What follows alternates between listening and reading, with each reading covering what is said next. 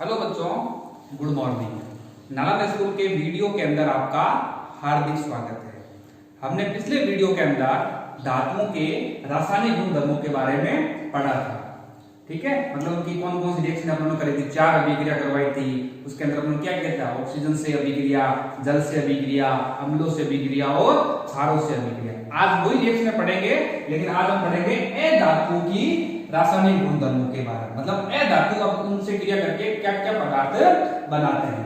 सबसे हम इसका पहला पॉइंट बात करें, उसके अंदर जैसे बात की थी ऑक्सीजन से अभिक्रिया। यहां देखेंगे अधातुओं की ऑक्सीजन से अभिक्रिया, अधातुओं की ऑक्सीजन से अभिक्रिया।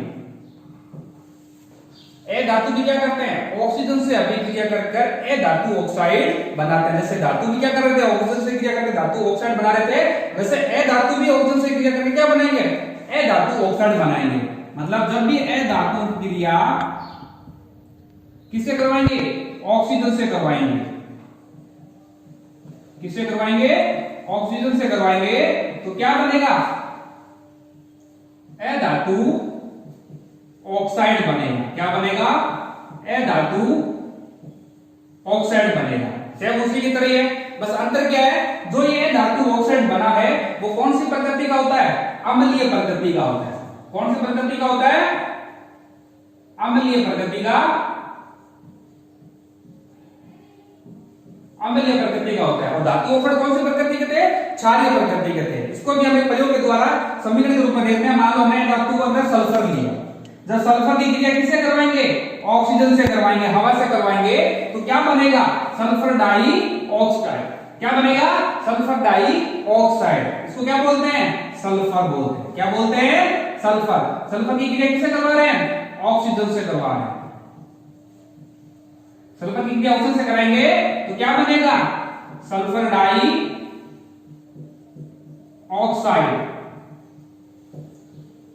सल्फर डाई ऑक्साइड बनेगा। आगे बात समझ में। और मैंने ये कहा जो सल्फर डाइऑक्साइड है इसकी वापस जल के अंदर क्रिया करवाते हैं। जब इसको जल के अंदर क्रिया कराई तो क्या बना, देखो सल्फर डाइऑक्साइड, और इसको जल के अंदर क्रिया करवाई तो क्या बनेगा, H2SO3। हाइड्रोजन आ गई, साथ में सल्फर डाइऑक्साइड के एक ऑक्सीजन यहां से कितना बन गया, SO3। इसको हम क्या बोलते हैं, सल्फ्यूरिक अम्ल बोलते हैं। क्या बोलते हैं, सल्फ्यूरिक अम्ल, हाइड्रोजन सल्फ्यूरिक अम्ल बोलते हैं।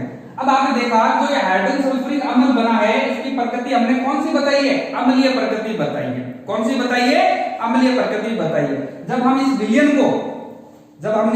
को जैसे आपने देखा होगा, उसके अंदर हमने क्या किया, लाल लिटमस लिया था, उस लाल लिटमस को हमने वो क्या कर दिया था, नीला कर दिया था। मैग्नीशियम ऑक्साइड वाला पदार्थ था जो, तो हमने उसको बोला था वो क्षारीय प्रकृति का होता है। यहाँ हम कौन सा लेंगे, नीला लिटमस लेंगे।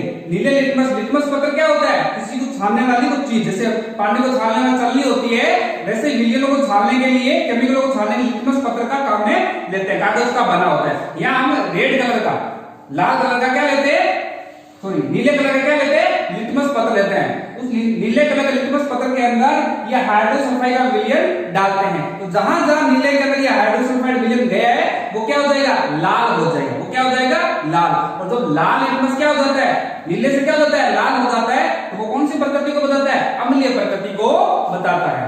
जब नीला लिटमस लाल रंग का हो जाता है तो वो कौन सी प्रकृति को बताता है, अम्लीय प्रकृति को बताता है। तो हम कह सकते हैं जो धातु बने हैं वो कौन सी प्रकृति के हैं, अम्लीय प्रकृति के। और जो धातु ऑक्साइड बने थे वो कौन सी प्रकृति के थे, क्षारीय प्रकृति के। पहला पॉइंट समझ में आया।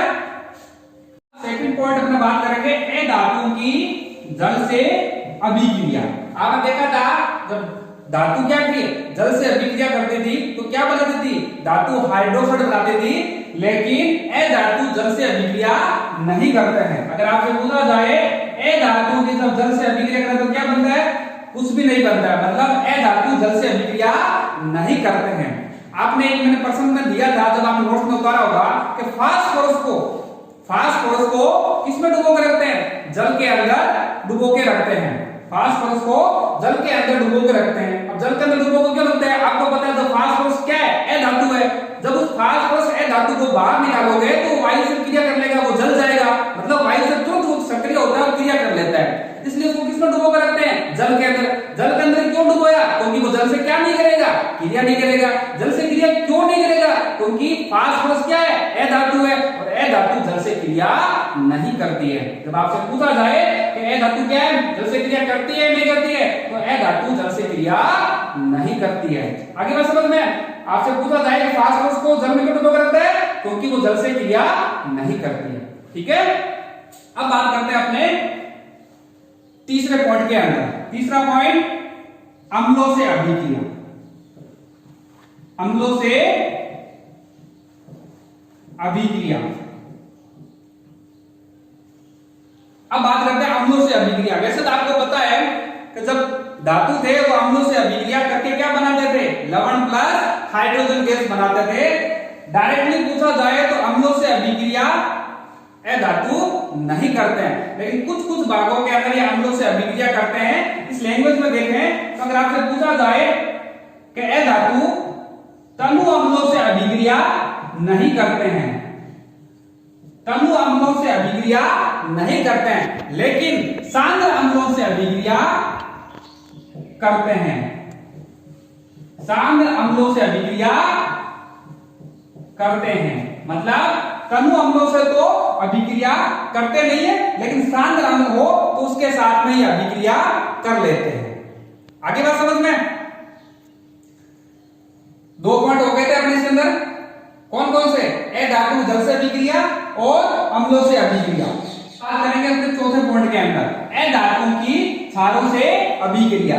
आपने देखा था कि अम्ल तो फिर धातु तो फिर भी क्या करते हैं, क्षारों से अभिक्रिया कर लेते हैं, लेकिन ए धातु की क्षारों से अभिक्रिया क्या होती है, जटिल होती है, जल्दी से ये अभिक्रिया नहीं करते हैं, तुरंत अभिक्रिया नहीं करते हैं। आगे बात समझ में, हम कह सकते हैं, अगर आपसे पूछा जाए कि ए धातु क्षारों से अभिक्रिया क्या होती है, जटिल होती है। क्या होती है, जटिल होती है, जल्दी से ये अभिक्रिया नहीं करते हैं। आगे बात समझ में, तो आज हमने इस समय देखा था कि ए धातुओं की अभिक्रिया के बारे में, कौन कौन सी, ऑक्सीजन से अभिक्रिया, ऑक्सीजन से अभिक्रिया करके क्या बना रहे थे, ए धातु ऑक्साइड। और ए धातु ऑक्साइड की प्रकृति कैसे होती है, अम्लीय प्रकृति की होती है। दूसरा पॉइंट, जल से अभिक्रिया। आपको पता है धातु जल से अभिक्रिया नहीं करती है। यहां से एक इंपोर्टेंट क्वेश्चन और निकल जा सकता है कि फास्फोरस को जल में डुबो के क्यों रखा जाता है, क्योंकि फास्फोरस क्या है, ए धातु है, और ए धातु होने की वजह से वो जल के साथ क्रिया नहीं करती है, इसलिए फास्फोरस को जल के अंदर डाल के रखा जाता है।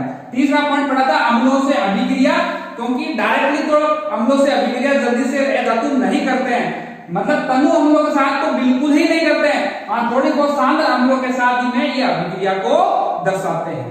चौथा पॉइंट हमने पढ़ा था ए धातुओं की क्षारों के साथ अभिक्रिया। ए धातुओं के क्षारों के साथ अभिक्रिया जटिल होती है, जटिल का मतलब है जल्दी से ये क्रिया नहीं करते हैं। आगे बात समझ में, ये थी ए धातुओं की अभिक्रिया। अब इसके अंदर एक छोटा सा आपका पॉइंट है, टॉपिक है विस्थापन अभिक्रिया के बारे में। उस विस्थापन अभिक्रिया के बारे में थोड़ा सा अपने इसको देख लेते हैं, ठीक है। टॉपिक है इसके अंदर विस्थापन अभिक्रिया। पहले तो अपने को ये समझ में आना चाहिए कि विस्थापन अभिक्रिया है क्या। विस्थापन का मतलब होता है किसी वस्तु को विस्थापित कर देना।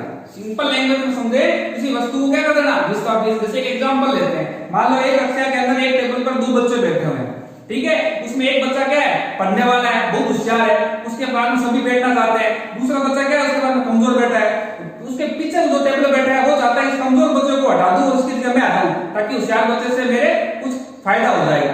तो क्या करते हैं, होशियार बच्चा वो जो पीछे बैठा होता है वो कमजोर बच्चे को हटा देता है, उसको विस्थापित कर देता है। क्या कर देता है, विस्थापित। आज हम यही पढ़ेंगे, कोई भी तत्व है, अधिक अभिक्रियाशील तत्व है, कम अभिक्रियाशील तत्व को क्या कर देता है, हटा देता है, उसको विस्थापित कर देता है। इस अभिक्रिया को क्या बोलते हैं, विस्थापन अभिक्रिया कहते हैं। जैसे एग्जांपल लेते हैं अपने कॉपर सल्फेट का विलयन। कॉपर सल्फेट का विलयन किससे करवाते हैं, जिंक से करवाते हैं। ये CuSO4 है, क्या ये CuSO4, इसको क्या बोलते हैं, कॉपर सल्फेट बोलते हैं। क्या बोलते हैं, कॉपर सल्फेट। कॉपर सल्फेट की क्रिया किससे करवा रहे हैं, जिंक से करवा रहे हैं। जिंक भी क्या है, धातु है, कॉपर भी क्या है, धातु है। आपने देखा होगा ये भी धनायन है और कॉपर भी क्या है, धनायन, और SO4 का क्या है, कंपाउंड ऋणायन है। अब इस ऋणायन के पास में कोई भी धनायन आके जुड़ सकता है, चाहे वो कॉपर जुड़े चाहे वो जिंक जुड़े, है ना, क्योंकि दोनों ही क्या है, धनायन है, लेकिन जुड़ेगा दोनों में से एक। अब आपको पता है एक जिंक की अभिक्रियाशील सबसे क्या होती है, ज्यादा होती है। उससे कम किसकी होती है, फेरम लोहे या आयरन की होती है। और सबसे कम किसकी होती है, कॉपर की होती है। तो आपको पता है ये जो जिसकी तरफ मुंह खुला है उसकी अभिक्रियाशीलता ज्यादा है, जिसकी तरफ मुंह बंद है उसकी अभिक्रियाशीलता क्या है, कम है। अब आपको पता है जिंक की अभिक्रियाशीलता क्या है, ज्यादा है। ये कॉपर को क्या कर देगा, हटा देगा। ये कॉपर को क्या कर देगा, हटा देगा। क्यों हटा देगा, क्योंकि कॉपर जिंक के मुकाबले कम अभिक्रियाशील धातु है और कम अभिक्रियाशील धातु की वजह से उसको वो विस्थापित कर देगा। मतलब कॉपर को हटा देगा और उसकी जगह कौन आ जाएगा, जिंक आ जाएगा। तो देखो रिएक्शन क्या बनी, ZnSO4 और कॉपर क्या हो गया, विस्थापित हो गया। कॉपर क्या हो गया, विस्थापित। कॉपर को क्या कर दिया, बाहर निकाल दिया। किसने बाहर निकाल दिया, जिंक ने निकाल दिया। क्यों, क्योंकि जिंक की अभिक्रियाशीलता कॉपर से क्या होती है, ज्यादा होती है। तो इस रिएक्शन को क्या बोलेंगे, विस्थापन अभिक्रिया। एक एग्जांपल अगर इसके रूप में और लें, जैसे मान लो हमने वही विलयन लिया CuSO4, क्या बोलते हैं, कॉपर सल्फेट। कॉपर सल्फेट के विलयन में हमने क्या डाल दिया, Fe डाल दिया। Fe का मतलब लोहा। इसको एक सिंपल लैंग्वेज समझे, मान लो कॉपर सल्फेट का विलयन लिया आपने कांच वाली परत नली के अंदर, है ना, नीले रंग का विलयन था। कॉपर सल्फेट को जब उसमें घोल तैयार किया तो नीले रंग का घोल तैयार हुआ। जब हमने एक लोहे की आग या लोहे की उसमें डाल दी, जैसे लोहे की डाली तो विलयन का रंग लाल होने लग गया और नीला रंग धीरे धीरे क्या होने लग गया, गायब होने लग गया। इसका मतलब है नीला रंग कहां से लग गया, नीला रंग था किसका, कॉपर का था। कॉपर का रंग तो गायब हो रहा है, उसे किसका रंग आ रहा है, आयरन का आ रहा है। इसका मतलब है कॉपर क्या हो रहा है, विस्थापित हो रहा है। क्यों विस्थापित हो रहा है, क्योंकि लोहे की अभिक्रियाशीलता, आयरन की अभिक्रियाशीलता किससे ज्यादा होती है, कॉपर से ज्यादा होती है। तो देखो क्या रिएक्शन बनेगी, वही सेम। कॉपर को क्या कर देगा, विस्थापित कर देगा। तो क्या बना लेगा, FeSO4। इसको क्या बोलते हैं, फेरस सल्फेट। क्या बोलते हैं, फेरस सल्फेट बोलते हैं। आगे बात समझ में। और अलग से क्या निकल जाएगा, कॉपर विस्थापित हो जाएगा। कॉपर को क्या कर दिया, विस्थापित कर दिया। किसने विस्थापित किया, फेरस ने, मतलब लोहा या आयरन ने विस्थापित कर दिया। क्यों कर दिया, क्योंकि लोहा कॉपर से अधिक अभिक्रियाशील धातु है, इसलिए उस विलयन का रंग नीले के बजाय क्या हो गया, लाल हो गया। आगे बात समझ में। ये आपके इसके अंदर विस्थापन अभिक्रिया के बारे में बता रखा था। वैसे आपको नोट्स प्रॉपर रूप से मिल भी रहे हैं, उसको साथ में कॉपी करते रहना, कॉपी करके उतारते रहना। यहां से कोई नई बात भी मिल रही है आपको तो भी इसको एक बार कॉपी में साथ उतारते रहना, ताकि आपको चीज समझने में क्या होगी, आसानी। फिर भी कोई मान लो पॉइंट नहीं समझ में आए तो आप ग्रुप के अंदर मैसेज भेजकर कोई भी चीज संबंधित पूछ सकते हो। ठीक है, थैंक यू।